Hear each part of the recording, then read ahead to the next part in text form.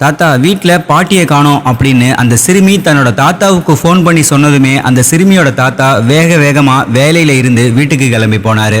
இதை தொடர்ந்து அந்த நபரும் அவரோட மகனும் மருமகளும் சேர்ந்து அன்னைக்கு நைட்டு முழுக்க காணாமல் போன அந்த பெண்ணை தேடி அலைஞ்சாங்க. இந்த நிலையில அந்த பெண் காணாம போனதுல இருந்து சுமார் ஒரு வாரம் கழிச்சு அந்த பெண் வாழ்ந்த அபார்ட்மெண்ட்ல எங்கன்னே கண்டுபிடிக்க முடியாத இடத்துல இருந்து அந்த அபார்ட்மெண்ட் முழுக்க ஒரு துர்நாற்றம் வர ஆரம்பிச்சுது. இதை தொடர்ந்து நடந்த நிகழ்வுகள் ஒட்டுமொத்த தமிழ்நாட்டையும் அதிர வைக்கிற அளவுக்கு இருந்துச்சு. அப்படி கடந்த 2013 வருஷம் கோவையில் நடந்த சரோஜினி கொலை வழக்கை பத்தி தான் இன்னைக்கு இந்த வீடியோவில் நாம பார்க்க போறோம். நீங்க பார்த்துட்டு இருக்கிறது நடந்தது என்ன.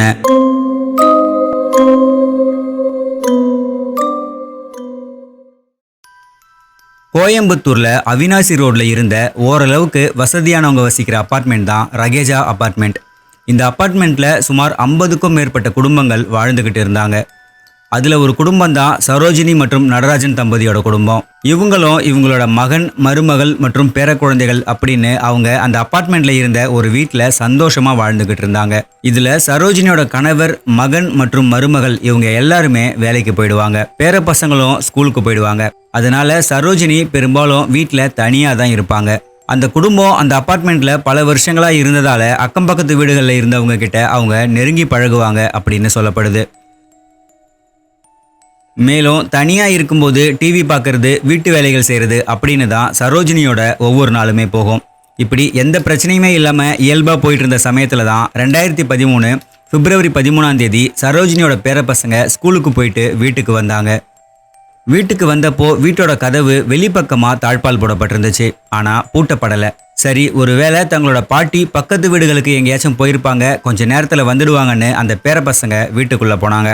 ரொம்ப நேரம் ஆச்சு, ஆனால் சரோஜினி வீட்டுக்கு வரவே இல்லை. இதுக்கப்புறமா அந்த பசங்க பக்கத்து வீடுகளில் இருந்தவங்க கிட்ட போய் கேட்கும்போது அங்கே இருந்தவங்க இல்லை, உங்களோட பாட்டி இங்கே வரலையே அப்படிங்கிற பதிலை தான் சொன்னாங்க. இதுக்கப்புறமா இந்த விஷயத்த அந்த சின்ன பொண்ணு தன்னோட தாத்தா கிட்ட ஃபோன் பண்ணி சொல்ல உடனடியாக நடராஜனும் வீட்டுக்கு வந்தார். மேலும் விஷயம் கேள்விப்பட்டு அவரோட மகன், மருமகளும் சீக்கிரமாக வந்தாங்க.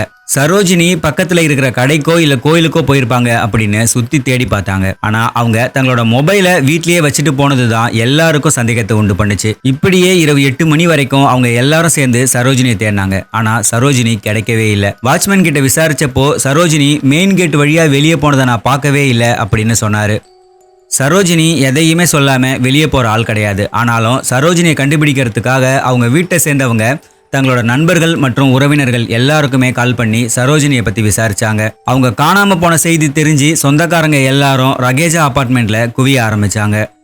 சரோஜினி அடிக்கடி போகிற பார்க், பக்கத்தில் இருக்கிற கோவில், கடைகள் அப்படின்னு எல்லா இடத்துலையும் தேடி பார்த்தாங்க. ஆனால் அதுலேயும் அவங்களுக்கு எந்த ஒரு தகவலுமே கிடைக்கல. அதே அப்பார்ட்மெண்ட்ல சரோஜினிக்கு நெருக்கமாக பழகின ஒரு சில பெண்கள் கிட்ட போய் சரோஜினி எங்கே போகிறேன்னு சொன்னாங்களா, அவங்க தன்னோட மனசில் எதுவும் கஷ்டம் இருக்குன்னு ஏதாச்சும் சொன்னாங்களான்னு அவங்களுடைய குடும்பத்தினர் கேட்டு பார்த்தாங்க. ஆனால் அங்கே இருந்தவங்க கடைசி சில நாட்களில் சரோஜினி எப்பவும் போல இயல்பாக தான் இருந்தாங்க, அவங்க வித்தியாசமாக எதுவும் பேசலையே அப்படிங்கிற பதிலை தான் கொடுத்தாங்க. ஒருவேளை சரோஜினி வீட்டை விட்டு வெளியே போகும்போது ஏதாச்சும் ஆக்சிடென்ட் ஆகி ஏதாச்சும் ஹாஸ்பிட்டலில் யாராச்சும் அட்மிட் பண்ணியிருப்பாங்களா அப்படின்னு நினைச்சு கோயம்புத்தூர்ல இருக்கிற எல்லா பெரிய ஹாஸ்பிட்டலுக்கும் அவங்க குடும்பத்தினர் போய் செக் பண்ணி பார்த்தாங்க. ஆனா அதுலயும் அவங்களுக்கு எந்த ஒரு தகவலுமே கிடைக்கல. ஒருவேளை சரோஜினி ஏதோ மனசு கஷ்டம் வந்து வீட்டை விட்டு வெளியே போயிட்டாங்களா அப்படிங்கிற சந்தேகமும் அவங்க குடும்பத்தினருக்கு இருந்துச்சு. அதனால அவங்களோட போட்டோவை எடுத்துக்கிட்டு ரயில்வே ஸ்டேஷன், பஸ் ஸ்டாப் அப்படின்னு எல்லா இடத்துலையும் தேடி அலைஞ்சாங்க. சரோஜினி பற்றின தகவல் கண்டிப்பாக கிடைக்கும்னு நினச்சவங்களுக்கு ஏமாற்றம் தான் கிடைச்சிது. சரோஜினி காணாமல் போன மறுநாளே இந்த விஷயம் போலீஸுக்கு சொல்லப்பட்டாலும் சரோஜினியோட குடும்பத்தினர் கேட்டுக்கிட்டதால இந்த விஷயம் அஃபிஷியலாக ஒரு வழக்காக பதிவு பண்ணாம தான் சரோஜினியை போலீஸ் தேடினாங்க. ஆனால் 2 நாட்கள் ஆகியும் சரோஜினி கிடைக்காததால பிப்ரவரி 16 ரேஸ்கோர்ஸ் போலீஸ் ஸ்டேஷனில் சரோஜினி காணாமல் போனது சம்பந்தமான வழக்கு பதிவு செய்யப்பட்டுச்சு. கோவையில் சந்தேகத்துக்குரிய வகையில் பெண் யாராவது ஆதரவில்லாத நிலையில் சுற்றி திரியிறாங்களா, எங்கேயாச்சும் அடையாளம் தெரியாத பெண் சடலம் எதுவும் கைப்பற்றப்பட்டுச்சான்னு போலீஸ் தங்களோட விசாரணையை அடுத்த கட்டத்துக்கு கொண்டு போனாங்க. ஆனால் இந்த வழக்கு எந்த முன்னேற்றமும் ஏற்படாமல் அதே இடத்துல நின்றுச்சு. சிசிடிவி அப்படிங்கிறது இப்போ எல்லா இடத்துலையும் ரொம்ப சகஜமாக ஆயிட்டாலும் அந்த 2013 வருஷத்தில் அது அந்த அளவுக்கு ரீச் ஆகாம தான் இருந்துச்சு. அதனால இப்போ ஒரு வழக்கை ஈஸியாக போலீஸால் முடிக்கிற அளவுக்கு அப்போ அந்த வழக்கு அவ்வளவு எளிதாக போலீஸுக்கு இல்லை. இப்படி இந்த வழக்கு போயிட்டு இருந்த சமயத்துல தான் சரோஜினி குடும்பம் இருந்த அபார்ட்மெண்ட்ல ஒரு வித்தியாசமான விஷயம் நடக்க ஆரம்பிச்சுது. அந்த அபார்ட்மெண்ட்ல இருந்தவங்க ஏதோ ஒரு துர்நாற்றம் அபார்ட்மெண்ட்ல இருந்து வருது, ஆனா அது எங்க இருந்து வருதுன்னு சரியா கண்டுபிடிக்க முடியலன்னு மேனேஜ்மெண்ட் கிட்ட போய் சொல்ல ஆரம்பிச்சாங்க.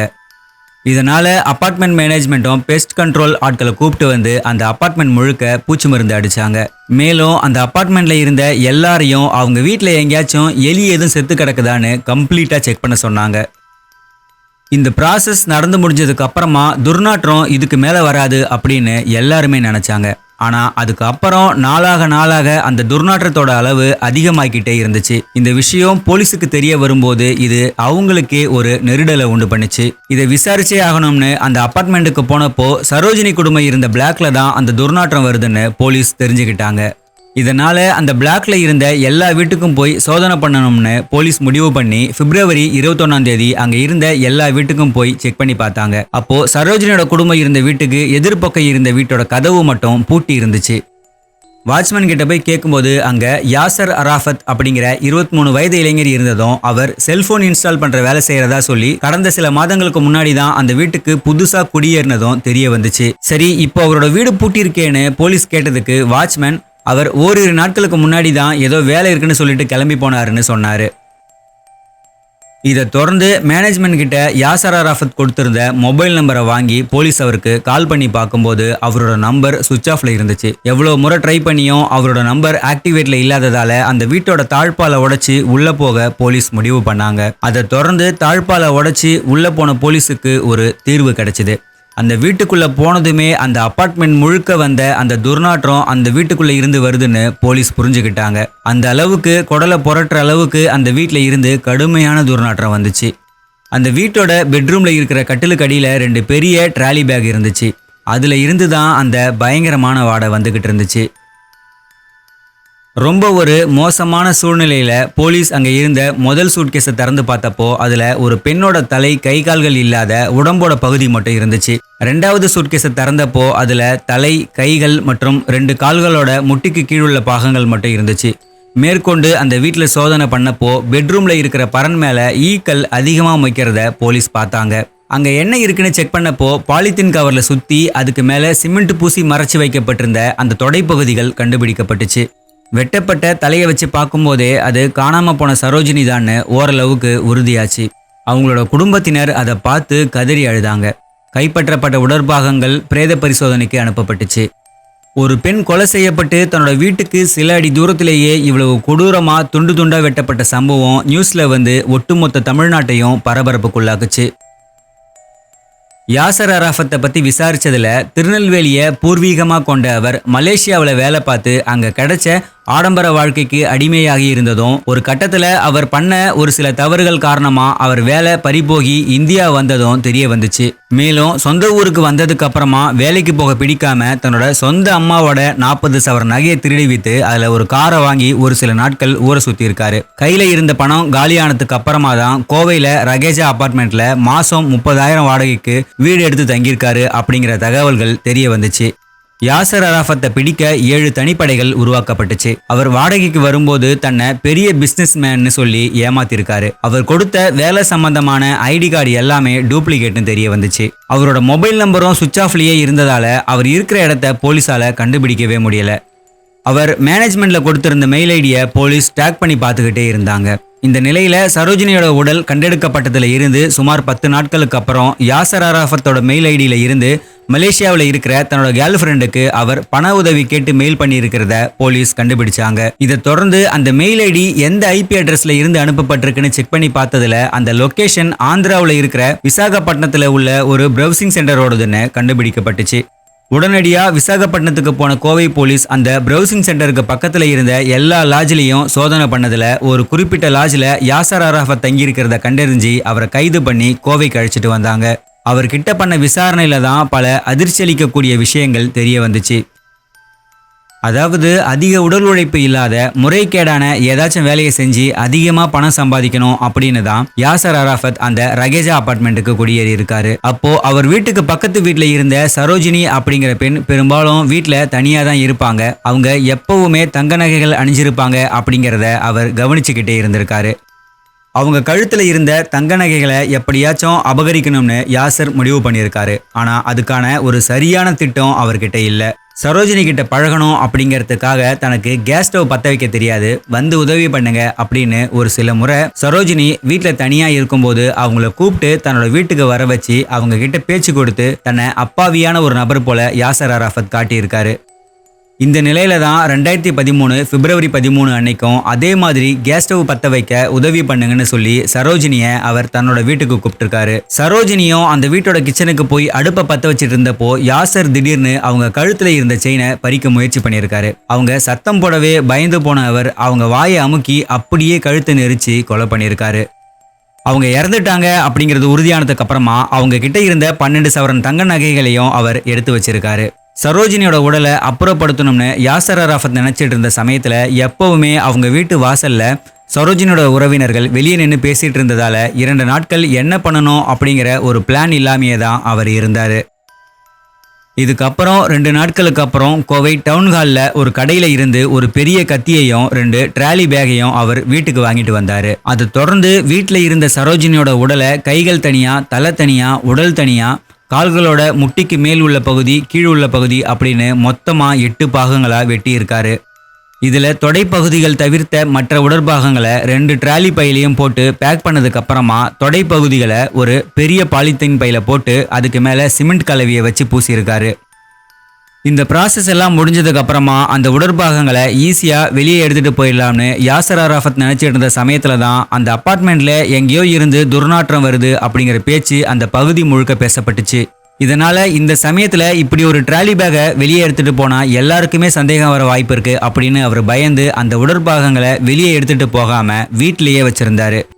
பெஸ்ட் கண்ட்ரோல்ல வந்து மருந்து அடிச்சப்ப கூட யாசர் அரஃபத்தோட வீட்டுக்குள்ளேயும் வந்து அவங்க மருந்து அடிச்சுட்டு போனாங்க. ஆனால் அந்த சமயத்தில் சரோஜினியோட உடல் அந்த வீட்டில் தான் இருக்குது அப்படிங்கிறது யாருக்குமே தெரியாமல் இருந்துச்சு. இதுக்கப்புறம் நாளாக துர்நாற்றம் அதிகமாகுதுன்னு பயந்து போன யாசர் அரஃபத் வீட்டை பூட்டிட்டு தனக்கு வேலை இருக்கிறதா சொல்லிட்டு தலைமறைவாயிருக்காரு. ரேஸ்கோர்ஸ் போலீஸ் ஸ்டேஷனை சேர்ந்த ஆய்வாளர் சந்திரசேகர் அப்படிங்கிறவர் தான் இந்த வழக்கை விசாரிச்சாரு. இந்த வழக்கு கோவை 4வது கூடுதல் மாவட்ட அமர்வு நீதிமன்றத்தில் நடந்துச்சு.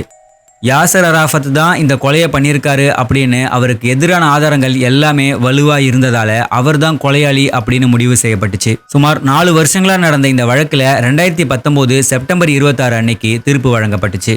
அதுல சரோஜினியை வெறும் நகைக்காக மட்டுமே கொலை பண்ண காரணத்துக்காக யாசர் அரஃபத்துக்கு தூக்கு தண்டனை தீர்ப்பா வழங்கப்பட்டுச்சு. மேலும் சரோஜினியோட உடலை அப்புறப்படுத்த நினைச்சு துண்டு துண்டா வெட்டின காரணத்துக்காகவும் நகைகளை திருடின காரணத்துக்காகவும் மேலும் அவருக்கு 7 ஆண்டுகள் சிறை தண்டனையும் மேலும் ரூபாய் 20,000 அபராதமாகவும் தீர்ப்பா வழங்கப்பட்டுச்சு. யாசர் அரஃபத் தலைமறைவாக இருந்த நிலையில ஒரு மெயில் ஐடியை வச்சு போலீஸ் அவரை ட்ராக் பண்ணி கண்டுபிடிச்சது ஒரு பாராட்டுக்குரிய விஷயமா பார்க்கப்பட்டுச்சு. இந்த வழக்குல தீர்ப்பு வழங்கின நீதிபதி கே பூர்ண ஜெயானந்த் இந்த வழக்கு விசாரிச்ச விசாரணை அதிகாரிக்கு விருது வழங்கணும் அப்படின்னு பரிந்துரைச்சாரு.